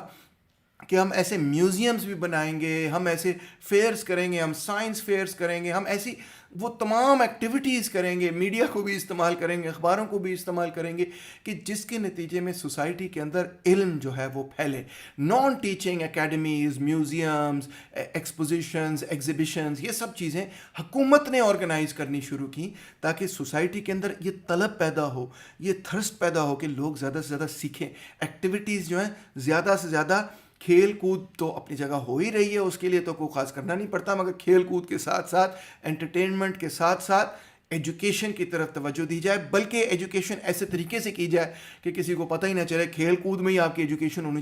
ہوتی چلی جائے، سیر و تفریح کے اندر بھی آپ کی ایجوکیشن ہوتی چلی جائے. تو یورپ کی گورنمنٹ نے اس چیز کو انشور کیا. تو اس کے ساتھ ساتھ انہوں نے انکریج کرنا شروع کیا، انوینٹرز کو ٹیکنیکل ایڈوائس دیتے تھے، وہ اسسٹنس دیتے تھے، ایوارڈز دیتے تھے، انٹرپرینورز کو مشینری کی گفٹس دے دیتے تھے، ریبیٹس دے دیتے تھے، ایگزمپشنز دے دیتے تھے، ٹیکس میں ریبیٹس مل جاتی تھیں، ڈیوٹیاں معاف کر دیتے. ہر قسم کی حکومت نے کوشش کی کہ جو بندہ نئی کوئی چیز انوینٹ کر رہا ہے کامیاب ہے یا نہیں ہے اس کو انکریج کیا جائے، اس کو سپورٹ کیا جائے، فائنینشلی بھی اس کے راستے سے تمام رکاوٹیں جو ہیں اس کو ریموو کر دی جائیں، اس کو زیادہ سے زیادہ سپورٹ ملے تاکہ نئی ٹیکنالوجی ڈیولپ ہو۔ اب نئی ٹیکنالوجی ڈیولپ ہونی شروع ہوئی، اور خاص طور پہ یورپ کے اندر ریلویز کا ایک بڑا ہی کلیدی کردار ثابت ہوا۔ جس طرح برٹن کے اندر انڈسٹریلائزیشن، جو کہ میں نے آپ کو اپنے لیکچرز میں بتائی ہے، برٹن کے اندر جو انڈسٹریلائزیشن ہوئی وہ ٹیکسٹائل سیکٹر کے ذریعے پھیلی، مگر یورپ کے اندر جو انڈسٹریلائزیشن ہوئی وہ مینلی ریلویز کے ذریعے پیدا ہوئی۔ ٹیکسٹائلز میں تو برٹن پہلے ہی بہت آگے تھا، تو یورپ کا جو ایک بہت بڑا مسئلہ تھا وہ یہ تھا کہ جیسے میں نے آپ کو بتایا کہ جیوگرافکلی سب کچھ ٹوٹا ہوا تھا، تو ٹرانسپورٹ کا سسٹم ٹھیک کرنا تھا۔ تو یہ کس چیز نے ٹھیک کیا؟ واٹر ویز سے تو یہ ہو نہیں سکتا تھا، کیونکہ دریا جو ہیں وہ ایک دوسرے کے ساتھ جڑے نہیں ہوئے تھے، اس قسم کی کنالز وغیرہ تھی نہیں۔ تو انہوں نے کس طرح سے ٹھیک کیا؟ ریلوے لائنز بچھا کے۔ ہم جو ہے ریلوے لائن کسی زمانے میں تو بچھایا کرتے تھے، اب ہم نے روڈ ٹرانسپورٹ کو جو ہے وہ ترجیح دے دی ہے، مگر ریلوے ٹرانسپورٹ جو ہے روڈ ٹرانسپورٹ سے بہت زیادہ سستا ہوتا ہے، کیونکہ ریلوے جو ہے وہ ایک ہی انجن اتنا سارا سامان اٹھا کے لے جاتی، جو کہ روڈ ٹرانسپورٹ میں ڈیزل وغیرہ کے حوالے سے بہت مہنگا پڑتا ہے۔ ریلوے میں جو ریل گاڑی ہے وہ بہت زیادہ سامان، بھاری سامان اٹھا کر لے جا سکتی ہے، اسی قیمت کے اندر زیادہ سامان اٹھا سکتی ہے۔ تو اب جب ریلویز کی ڈیولپمنٹ ہوئی تو آئرن کی ڈیمانڈ بہت زیادہ پھیل گئی، کیونکہ ریلوے انجن اور ریلوے گاڑی اور بوگیاں وغیرہ یہ تو آئرن سے ہی بنی ہوں گی، مگر اس کے ساتھ ووڈ کی بھی ڈیمانڈ بڑھ گئی، کیونکہ ریلوے لائن کے اوپر تو آپ کو پتہ ہے ووڈ لگے گی، پھر جو بوگیاں وغیرہ ہیں وہ بنی تو شاید اسٹیل سے ہوں مگر ووڈ سے بھی بنی ہوں گی، اندر ووڈ لگے گا وغیرہ، لیدر لگے گا، گلاس لگے گا، پھر سٹونز آپ کو بچھانے پڑیں گے۔ تو یہ ساری چیزیں جو ہیں ان کے لیے ڈیمانڈ ایک دم سے بڑھ گئی، اور جب یہ ڈیمانڈ بڑھ گئی، گاڑیاں بھی آپ بنا رہے ہیں، بوگیاں آپ بنا رہے ہیں، اس کے اندر کرافٹس مین کو استعمال کر رہے ہیں، جب ان کی ڈیمانڈ بڑھ گئی تو یہ ساری باقی انڈسٹریاں جو کہ ریلوے کے لیے ایک قسم کی سپلائی ہے، وہ ساری انڈسٹریاں بھی ڈیولپ ہونی شروع ہو گئی۔ یعنی ریلوے آگے آگے بڑھ رہی ہے، اور ریلوے وہ ڈیمانڈ پیدا کر رہی ہے جس میں کے نتیجے میں باقی انڈسٹریاں جو ہیں وہ بھی تیزی سے آگے بڑھنی شروع ہو گئیں۔ تو یہ تو بڑی دلچسپ بات ہے کہ کبھی کبھار ایک چیز جو ہے وہ انڈسٹریلائزیشن کی فور رنر بنتی ہے، اور اس کے ساتھ باقی چیزیں جڑ کر وہ بھی انڈسٹریلائز ہونے شروع ہو جاتی ہیں۔ برٹن کے اندر یہ کردار ٹیکسٹائل انڈسٹری نے ادا کیا، مگر یورپ کے اندر یہ کردار ریلوے نے ادا کیا۔ یہی وجہ ہے کہ جب کارل مارکس نے انڈیا پر اپنا فیمس مضمون لکھا تھا تو اس میں اس نے یہ کہا کہ کیونکہ برٹن نے اب انڈیا کے اندر ریلوے متعارف کرا دیا ہے، تو اب اس کے نتیجے میں انڈیا کی صنعتی ترقی جو ہے وہ ناگزیر ہو چکی ہے، انیویٹیبل ہو چکی ہے۔ اب تیزی سے انڈیا کے اندر صنعتی ترقی ریلوے کے ذریعے پھیلے گی۔ تو کارل مارکس نے یہ بات ایسے اس لیے نہیں لکھی کیونکہ وہ بس اس کو خیال آیا، وہ اسی لیے لکھی کیونکہ یورپ کا بذات خود یہی تجربہ رہا تھا، اور کارل مارکس اپنی نظروں کے سامنے، آنکھوں کے سامنے دیکھ سک رہا تھا کہ یورپ کے اندر جو ترقی ہوئی 1840s وغیرہ کے بعد، 1850s وغیرہ کے بعد، اس میں ریلوے کا کلیدی کردار تھا۔ اور 1870s 1880s کے بعد جب یہ انڈیا کے اندر انٹروڈیوس ہونی شروع ہوئی تو مارکس نے یہ کہا کہ یہ تو اب انڈیا کے اندر بھی تیزی سے صنعتی ترقی کو ڈیولپ کرے۔ تو اب نتیجہ یہ نکلا کہ برٹن کی اور کانٹیننٹ کی جو ترقی، اس کے اندر دو تین بڑی مزیدار قسم کی چیزیں ہیں جو کہ فرق ہیں۔ جبکہ برٹن نے تو صنعتی ترقی کی ٹیکسٹائلز کے ذریعے،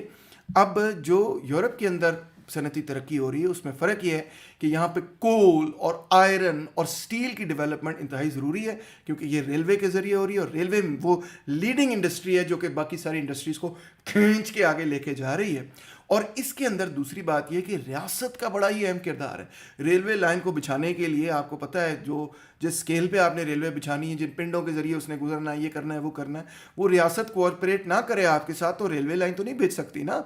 کول اور آئرن اور مائننگ، یہ اتنے بڑے اور بڑے سکیل پر، اتنے بڑے پیمانے پر یہ کام ہے کہ ریاست کی اس میں انوالومنٹ ضروری ہو ہی جاتی ہے۔ تو برٹن کے اندر جہاں ڈیولپمنٹ ہوئی وہاں پہ فری مارکیٹ قسم کی اور مارکیٹ ڈریون ڈیولپمنٹ تھی، پرائیویٹ قسم کی ڈیولپمنٹ تھی۔ یہاں پہ جو ڈیولپمنٹ تھی اس کا سکیل بڑا تھا کیونکہ یہ لیٹ آئی۔ یہاں پہ کول اور آئرن کا زیادہ اہم کردار تھا، یہاں پہ ریلوے کا زیادہ اہم کردار تھا، اور اسی نتیجے میں کیونکہ یہاں پہ سکیل زیادہ ضروری تھا تو یہاں پہ ریاست کا بھی زیادہ اہم کردار تھا۔ لہٰذا ہمیں سمجھ یہ آئی کہ سیکوینس میٹرز، کب آپ کی صنعتی ترقی ہوتی ہے، یہ بڑا ہی اہم سوال ہے، کیونکہ اگر آپ کی صنعتی ترقی ایک ایسے پیریڈ کے اندر ہو رہی ہے کہ جہاں پہ باقی تمام ملک زرعی ہیں تو پھر ہم نے یہ تاریخ میں دیکھا کہ آپ کی صنعتی ترقی ایک قسم کی ترقی ہوگی جس طرح برٹن کے اندر ہوئی۔ جو برٹن پہلا وہ ملک تھا جہاں صنعتی انقلاب ہوا، اور وہاں پہ جیسے میں نے آپ کو بتایا वहाँ पे कॉटन ने कलीदी किरदार अदा किया। जब सनती तरक्की यूरोप के अंदर हुई तो यहाँ कॉटन ने कलीदी किरदार अदा नहीं किया, बल्कि वुल के अंदर ज़्यादा पहले सनती तरक्की हुई। और जैसे वुल के अंदर हुई, इसी तरह मैंने आपको बताया कि कोल के अंदर, स्टील के अंदर, आयरन के अंदर, रेलवेज़ के अंदर ज़्यादा सनती तरक्की हुई, और उनके साथ जो चीज़ें जुड़ी हुई थी उसमें ज़्यादा सनती तरक्की हुई। और दूसरी बात ये कि क्योंकि सनती तरक्की अब लेट हो रही है, 70 साल लेट हो रही है, तो इंग्लैंड के अंदर जो सनत है उसका जो स्केल है, उसका जो पैमाना है वो बढ़ता चला गया, फैक्ट्रियाँ बड़ी होती चली गई।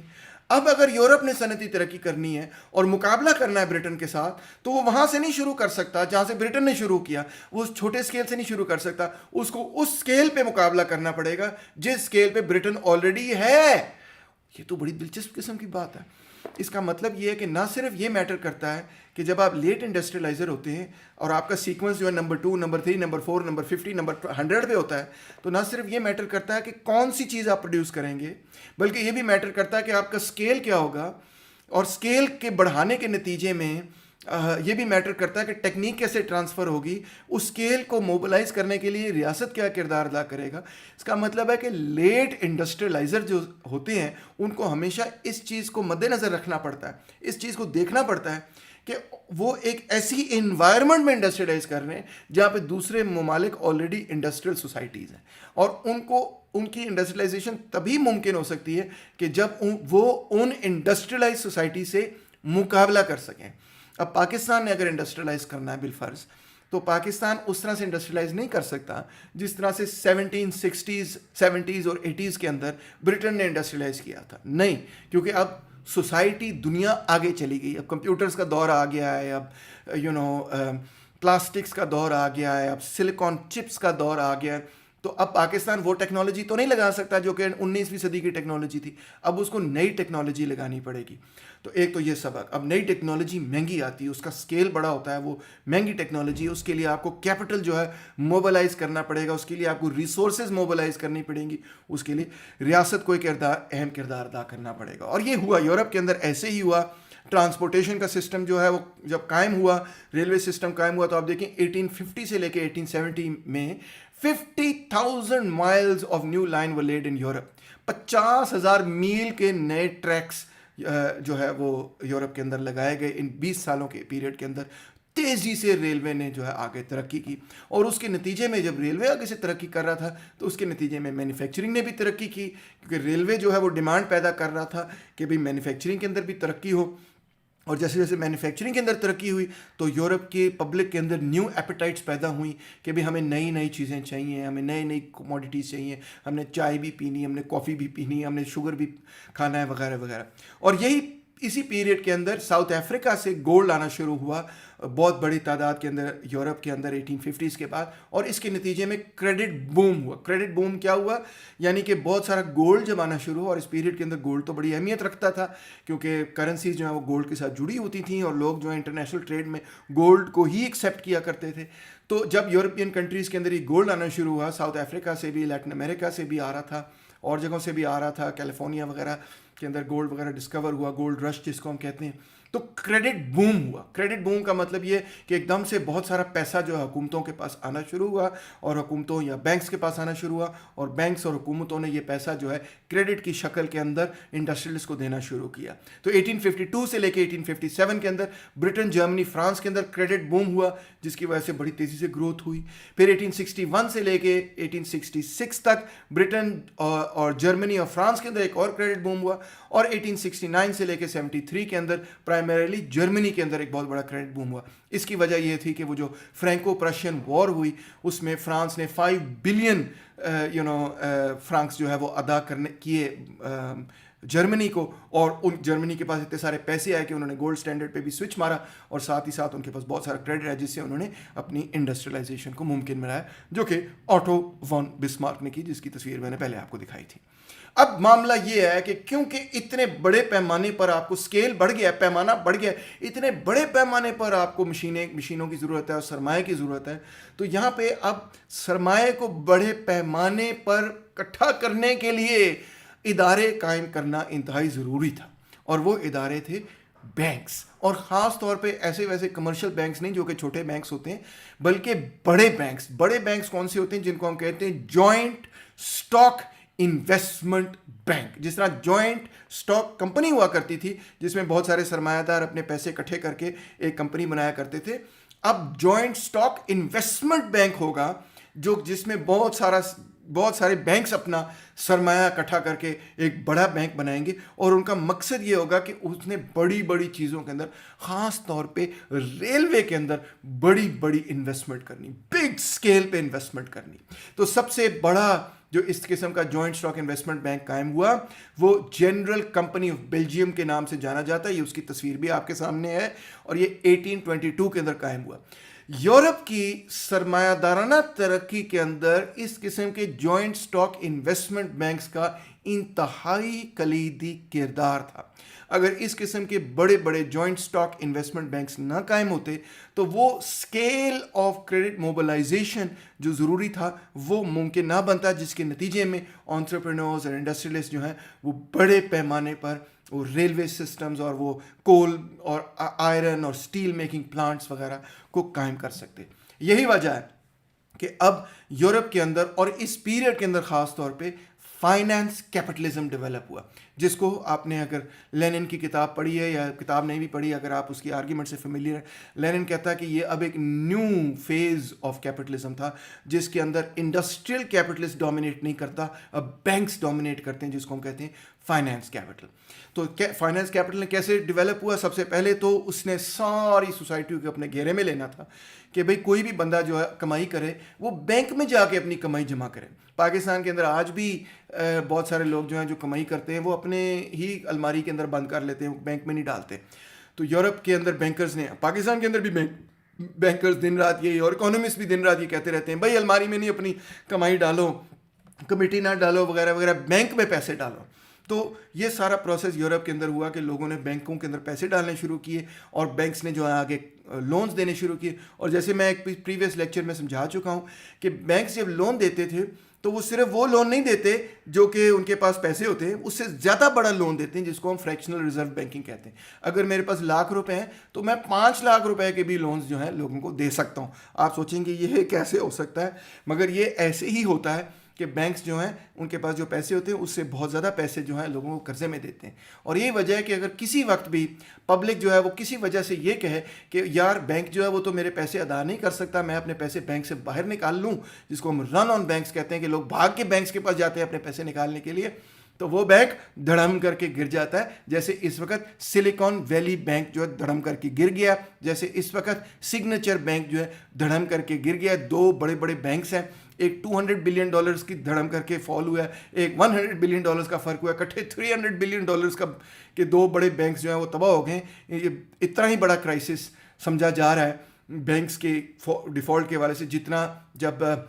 2008 के अंदर बैंकिंग क्राइसिस हुआ था। अब लोग कह रहे हैं कि शायद हम उस तरफ वापस जा रहे हैं। तो बहरहाल अब ये जो जॉइंट स्टॉक इन्वेस्टमेंट बैंक्स थे इन्होंने बड़े पैमाने पर जो वेल्थ थी सोसाइटी की उसको चैनलाइज किया, सरमायादारों को दिया कि ये लो इससे इंडस्ट्री लगाओ, खुद भी पैसे बनाओ और हमें भी पैसे दो। इस तरह it played the role of a credit mobiliser, और इसका ख़ास तौर पे वहाँ किरदार इंतहाई अहम था जहाँ पे कोई मौके थे कि सनती तरक्की की जा सके, मगर और टेक्नोलॉजी भी थी मगर वहाँ पे क्रेडिट नहीं था, वहाँ पे पैसे नहीं थे, तो इन्होंने अहम किरदार अदा किया। यही वजह है कि सबसे पहले जर्मन इकोनॉमिस्ट ही थे जिन्होंने ये लफ्ज़ इस्तेमाल करना शुरू किया कि एक नई किस्म की इकॉनमी पैदा हो गई है, और इस इकॉनमी का उन्होंने नाम दिया फाइनेंस कैपिटलिज्म। यही एनालिसिस पर बाद में मार्क्सिस्ट ने पिकअप किया और ये कहा कि finance capital is the latest stage of capitalism, the highest stage of capitalism. ले जी, अब हम कंक्लूजन की तरफ जाते हैं। हमने क्या सबक सीखा? हमने सबक ये सीखा कि जो लेट इंडस्ट्रियलाइजर्स हैं उनको मुख्तलिफ रास्ता अपनाना पड़ता है इंडस्ट्री कायम करने के लिए, सनतकारी के लिए, सनती तरक्की के लिए। नंबर 1 तो ये कि जो स्केल है वो बिल्कुल चेंज हो जाता है। अब वो लेट इंडस्ट्रियलाइजर को लेटेस्ट स्टेज ऑफ टेक्नोलॉजी और इंडस्ट्री चाहिए होती है, वो वहाँ से नहीं शुरू कर सकता जहाँ से पुराने ज़माने में काम किया जाता था, उसको भी लेटेस्ट टेक्नोलॉजी चाहिए होगी। क्यों? क्योंकि उसको कम्पीट करना है इंटरनेशनली, तो इस लिहाजा उसका स्केल भी बड़ा होगा। वो किस चीज़ में प्रोड्यूस करता है इसमें भी बहुत बड़ी एक हो सकता है तब्दीली हो। दूसरी बात हमें ये नज़र आती है कि टेक्नोलॉजी ट्रांसफ़र इंतहाई ज़रूरी हो जाता है, और इसके अंदर और اور چیزوں کے اندر بھی. انفیکٹ ریاست کا ایک کلیدی کردار نظر آتا ہے ایجوکیشن کے اندر, ٹیکنیکل نالج کی ٹرانسفارمیشن کے اندر. یورپ کے اندر ریاست نے ایک کلیدی کردار ادا کیا, اور جہاں پہ یہاں پہ ایک کلیدی کردار ادا کیا, وہاں پہ فائنلی فائنانس کیپٹلزم کی ڈیولپمنٹ میں بھی ریاست بھی اور پرائیویٹ کیپٹل کا مل کر ایک کردار تھا, جس کو ہم state finance capital, state monopoly capitalism بھی کہتے ہیں. لینن نے یہ لفظ استعمال کیا, جس کے اندر بڑے بڑے جوائنٹ اسٹاک انویسٹمنٹ بینکس قائم ہوئے جنہوں نے کریڈٹ کو موبلائز کیا. اس میں ریاست کا بھی کردار تھا, پبلک پرائیویٹ پارٹنرشپ آپ کہہ لیں ایک قسم کی ہوا کرتی تھی. تو اس کے نتیجے میں وہ اسکیل آف ڈیولپمنٹ اچیو ہو سکا, وہ اسکیل آف کیپٹل اچیو ہو سکا, جس کے نتیجے میں یورپ کی انڈسٹریلائزیشن ممکن بنی. تو کیا سبق سیکھے ہم نے؟ نمبر ایک یہ کہ سیکوینس میٹرز, آپ کس لیول پہ آ رہے ہیں, کس سٹیج پہ آ رہے ہیں انڈسٹریلائزیشن پہ, اس سے فرق کن چیزوں پہ پڑتا ہے. نمبر ایک کہ آپ کو کتنی بڑی فیکٹری, کتنی اسکیل پہ کام کرنا پڑے گا, اور نمبر دو کہ کس چیز کے اندر آپ انٹر ہو سکتے ہیں. آپ شاید اس چیز کے اندر انٹر نہیں ہو سکتے جس میں پہلے ہی کسی دوسرے کی بہت بڑی آگے لیڈ ہے, ایڈوانٹیج ہے. دوسری چیز ٹیکنالوجی ٹرانسفر بہت ہی ضروری ہے, اس میں ریاست انتہائی اہم کردار ادا کرتی ہے, ایجوکیشن انسٹیٹیوشنز اہم کردار ادا کرتی ہیں, مگر صرف وہ ایجوکیشن انسٹیٹیوشنز نہیں جو نئی تھیوری پڑھائیں, بلکہ وہ ایجوکیشن انسٹیٹیوشنز جو نئی ٹیکنیکس آف ورک پڑھائیں, یعنی کہ پالی ٹیکنکس انتہائی اہم کردار ادا کرتی ہیں. اور ان کو قائم کرنے میں یورپ کی تاریخ ہمیں یہ بتاتی ہے کہ ریاست کا کلیدی کردار تھا, کیونکہ ریاست کے پاس ہی اتنے فنڈ تھے کہ وہ اس تعلیمی اداروں کو قائم کر سکے, جو کہ اور نہ صرف تعلیمی اداروں کے ذریعے تعلیم کو عام بنائے, بلکہ دوسری سوسائٹیز اور میوزیمز اور ایسی ایکٹیویٹیز آرگنائز کرے جس کے نتیجے میں لوگوں کے ذہن کے اندر نالج کے لیے یہ طلب پیدا ہو. اور تیسری جو اہم بات ہے وہ یہ کہ یورپ کی فائنینشلائزیشن نے ایک اہم کردار ادا کیا یورپ کی انڈسٹریل ڈیولپمنٹ نے, یعنی کہ بینکس نے ایک اہم کردار کیا. بینکس جو ہیں وہ چھوٹے والے بینکس نہیں, بلکہ جوائنٹ اسٹاک بڑے بڑے بینکس قائم ہوئے, جن کو ریاست نے مدد کی کہ یہ بڑے بینکس قائم ہو, اور اس طرح ریاست اور فائنانس کیپٹل آپس میں ایک دوسرے کے ساتھ جڑے, اور ایک نئی قسم کی سرمایہ داری پیدا ہوئی جس کو ہم اسٹیٹ مونوپلی کیپٹلزم کہتے ہیں. اور یہ بیسکلی اس کی جو پہلی شروعات ہیں وہ یورپ کی انڈسٹریل ڈیولپمنٹ کے ساتھ جڑی ہوئی. امید ہے آپ نے یہ لیکچر انجوائے کیا ہوگا. سبسکرائب کرنا نہ بھولیں, اور ضرور اپنے کویسچنز وغیرہ کامنٹس میں بھیجیں. Thank you very much.